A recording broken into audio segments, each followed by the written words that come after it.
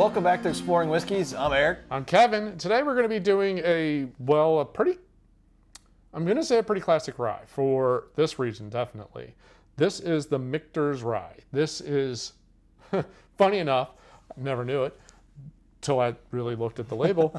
Yeah, single barrel. All of their ryes are single barrels. That's going to be the fun part as we talk about tasting notes. Your notes might be a little bit different because it's single barrel. I'm going to assume that they're probably on the same wheelhouse with maybe this is a little bit stronger, that's a little stronger. So unless you have barrel 20E870, it might taste a little different. Historically, this Michter's is fun. It goes all the way back to 1753 is where they pulled their lineage from. And it was called like 16 different things through those years until about 1950. 1950 is when Lou Foreman, I believe of Brown Foreman, pretty sure.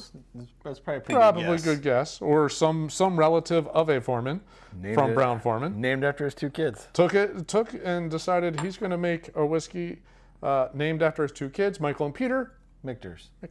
That is, we've already done their American whiskey, and I'm going to just do a bottle kill on here. So can we get the thumbs up for the bottle kill? Yeah, so this one started out Pennsylvania. Yep. And then was acquired, relocated. Yep. Down to Kentucky. Yep. Went bankrupt. The Foreman people, they ended up going bankrupt. And then in the 90s, a group of people bought the name, not the distillery. Yep. And now they are non-distilling producers, but they own the name so that someone else is producing this juice. We don't know anything about the recipe, the mash bill, any of that. We don't technically know anything about the age, but it is straight rye, and there's no age statement on here, so that means it has to be at least 4 years. For a rye, it has to be at least 51% rye, probably a little bit of corn, a little bit of malted barley. That's probably all that's in there. Just knowing the profile of tasting this bottle, gonna say it's probably a pretty low of the 51. You know, it's meeting that requirement, but it's probably pretty low. It's not like a lot of the other ryes we've had where they are 95. Yeah, this has a good chunk of corn in it, would be my guess. Some healthy pours going on tonight. You got a good color too. There is a pretty solid color that comes off of their barrels. They're the ones that have, I'm almost certain, they're the ones that when they're aging their barrels, they actually have heating and cooling cycles. Okay. I think we did that on the bourbon. When we were doing the bourbon review. They actually heat the warehouses and cool the warehouses to accelerate the aging, so there's more temperature fluctuations in a shorter amount of time. 84.8 is the proof. Pretty low. We'll just call that 85 because I don't want to deal with that. Relatively low. I feel like most ryes we have are well in the 90s. Yeah, 90s. Close to 100. Bottle and Bond was, hundreds, things like that. So this is a lighter one. I want to say Old Forester is in this same ballpark for their rye. Overall, the Old Forester rye we did was 100. Was it 100? Mm-hmm. So Yep. Okay. I get a little bit of the oak note. I get a little bit of the spice note, but it's not aggressive. Some sweeter notes. And that's about it. It's not a strong nose by any means. No, and I took a sip. Mm-hmm. You get because of the rye, you pick up that spice initially, but then it kind of mellowed out a little bit. Yeah, drink's a little thin. Yeah, a little thin. It disappears pretty quickly. I was just expecting more of the rye, either a rye spice pop or a sweetness coming through or anything like that. It kind of I'm gonna say that's got a really short finish to it. It disappeared. Whatever spice was there disappeared, and then it turned right into. There's a lingering sweetness to it, maybe a caramely or something along those lines, but it's really light. It just kind of disappears. All right, if you chew on it, the rye spice comes out more. Oh, it comes out, but that pour I had a bigger pour. Yeah. Heavy rye right out of the gate. Okay.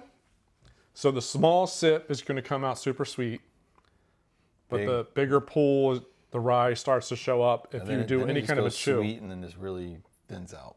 It does thin out. It's still, I mean, even with the chew, like now my tongue's got the tinglies from the spice, but thins out. It kind of disappears. It's slightly disappointing. All right, now we're being, again, I'm going to go back to, we're being nitpicky. This is not a bad whiskey. This is a very solid whiskey. There's a decent sweetness to it. There's a decent spice to it. It's a little thin on the finish. It's probably a pretty good mixer. Well, so our friend Simon Henley, he is a huge Michter's fan. He always makes his Manhattans. Yeah, I could see that working. Because you get that rye initial, but then it's just a very sweet finish, just adds to the drink. Add that sweet vermouth on top of that sweet finish. Yeah, I could see that. I just got a little bit of maybe like a mint from the rye, something along those lines. Menthol. Is it a mint or is it dill? I'm going to go more like menthol. Okay.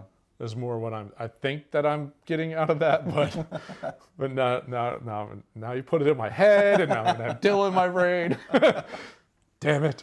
So value-wise, $46-ish, mid-40s is what this costs right now. I remember buying Michter's when it was like under $40 for both I know the bourbon was under 40, like right under 40. This was right under, like in the same price point. It's just gotten more, it has gotten, everything to do with Michter's has gotten more expensive in the last 5 years. Yeah. I don't know if it's how much they can produce, whatever it is, or they're aging, and I don't know if they're landlocked and how much they're able to age, because aren't one of their main Rick houses is like downtown Louisville, right? They do have one down there. It's not very big, but a lot of them have that. I call it more of a satellite. Yeah, it's like the Whiskey Row tourist thing versus their actual. They keep enough down there to, like there, you can go and fill your own bottle. When I went, it was, this is what you can get. Okay. And then you can get your special label or something. Yeah, you get your name on it. I will say, take another sip and aerate it. Okay. You get that rye again, but it is super sweet. Okay. After. That's funny. So the chew got spicy, but you're saying the aeration. And then to swallow, it's still rye forward, but then it got really, really sweet on the finish. Rye? Mine went to some like candy. It went really sweet. No. Not for you? No. Not really sweet. I don't know. It's not E.H. Taylor. It's not like that one. I remember going ridiculously sweet. It's not along those lines. It's still not an aggressive, super spicy rye like peppercorn.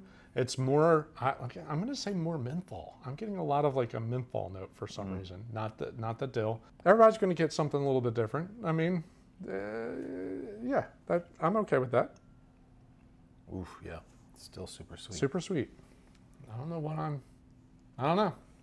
I'm getting something a little bit, I'm getting more of a menthol. There's sweetness in it, but I get that is more of a primary note. There's better ones out there. Yeah. I think so.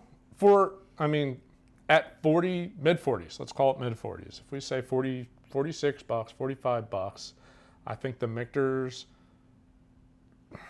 probably is a little overpriced. I mean, the Old Forester, I think, is in the 30s. It's like 38. Old Overholt, Bottled in Bonds, like high 20s. If you can find it. If you can find it. But I'm kind of feeling like 30 to 35s where this should compete. So it's probably priced a little high for value-wise, but it's still a very solid rye. It's not the 95.5 where both of us are just like, no. I think it's more, like you said, it's probably one you can use as a mixer. I think it's a good mixing rye. I could definitely see this being a very good mixing rye. Especially that Manhattan when you want that. Yeah, a little bit of spice to it. A little bit of spice to it and then a sweet finish. Overall, it's not bad. I like it. Obviously. I mean, throw the bottom fill down. A non-rye guy. Non-rye guy says, I like this. For a rye, I do like this. I just, again, value-wise, maybe a little overpriced, but it is a very solid representation of a not 95.5 rye. Which those, I think, are hit or miss. Yeah, some of them are way too aggressive, and other ones are okay. That's about the bestest I'm going to do on a 95.5 is it's okay. I don't have any more Michter's bottles. Do you? Or is this? No, all done. Okay. We did the American whiskey, we did the bourbon, we did the rye. I don't have a toasted barrel. And then you're getting into age statements, and I know I don't have any of those. I don't have any of the barrel proof ones. I don't have any of the 10 years. I definitely don't have any of the 20 years. So we'll have to do some hunting as we pass through Kentucky. Yeah, I'm thinking there's got to be a toasted one. Isn't there also a sour mash one? Yes, I've had it. I don't have that one either. So we those two are findable. We bought that from the distillery. Okay. So those two are definitely findable. Once you get it past those, the barrel proof ones are hard to get. The age statement ones, they're really hard to get. So usually it's those 4 to 5 are findable. Then you're paying secondary most of the time. Thankfully, we're heading up that way. Exactly. So we can poke our heads in and see what they got. Stop around, maybe make it down to downtown Louisville. Who knows? Got a couple days up there. But as always, we appreciate you watching our review of the Michter's Rye. If you did, we encourage you to swipe that like button at the bottom of the screen. While you're down there, if you're new to the channel, subscribe. Hit the bell icon, get notified every time we put out a new episode. Let us know what your thoughts are on the Michter's Rye, or what is your favorite rye? I think we're running out of the ryes that I have because I don't buy a lot of ryes. So I'd love a recommendation of a rye for us to add to the lineup. Or if you know of a good spot in the Bardstown, Louisville area to grab the other ones. Michter's lineup. Yes. Drop us a message because we're headed up there in a couple weeks. Exactly. We'd love to bring some more back to review on this show. So, as always, thanks for watching. See you next episode. Thanks for watching. Cheers.